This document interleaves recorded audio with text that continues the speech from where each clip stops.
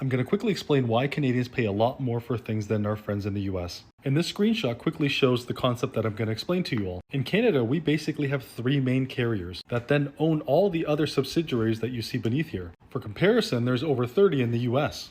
Between Bell, TELUS, Rogers, and Shaw, they control 91% of the market. It's an economic concept called an oligopoly. That's where there is a limited amount of competition and the whole market is shared by a small number of producers. And it applies to almost every facet in every industry in Canada, including banking. These are the big banks that we have in Canada: Bank of Montreal, Scotiabank, CIBC, RBC, TD, and then there's also Desjardins or National Bank. Very, very few options. By contrast, in the US, there's over 72,000 commercial bank branches with over 4,200 FDIC insured commercial banking institutions. That's 4,230 more than what we have in Canada. It applies to grocery stores as well. For example, Loblaws and Shoppers Drug Mart dominate almost 1/3 of the total market share of retailers in Canada. Correction, food retailers. And again, there's mainly 5 retailers that dominate Canada's grocery sales. And it's actually much worse for airlines. It's actually called a duopoly, where there's 2 main players, Air Canada and WestJet. And this isn't a new concept. It's been written about a lot over the years. I'm just bringing it to light. I'm only bringing it to light because of how expensive everything has gotten. And a lot of it actually has to do with the market dynamics here in Canada, with things being primarily an oligopoly or a duopoly. Did you know wheat and the Canadian Wheat Board was actually something that was controlled since 1935? The Conservative government led by Stephen Harper was the one to actually bring that to an end. Within 15 months of the Conservative majority in 2011, the Wheat Board was actually dismantled. And for those who don't know, eggs, milk, chicken, all those things are actually controlled by a monopoly, meaning they set the price that you have to pay. It's not perfect competition. It is driven and controlled fully by these marketing boards, and it is actually allowed by the Canadian government. There are these antitrust laws that exist in Canada. They prevent any company from becoming a monopoly or making a determination on price or output. The exception are these marketing boards, and there's a ton of them. I tried to find out how many marketing boards there are in Canada, but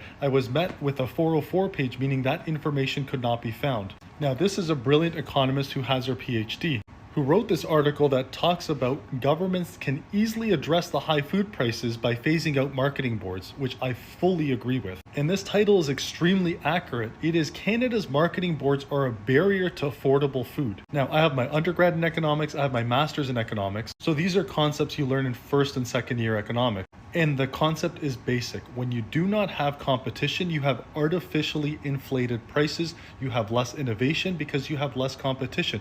You don't have to innovate because you get to control the output and you get to control the price, which is what all these marketing boards are doing. From the reading and research I was able to do, there's over 80 marketing boards in Canada, and it affects almost every staple food that you purchase, that you consume at the oligopoly stores that you're buying in Canada. So it's a monopoly on top of an oligopoly, because at the producer level, you have the marketing boards, which are a monopoly, selling these products to oligopolies where there's only several of these retailers that you can actually purchase it from. Hence why your food is so damn expensive right now.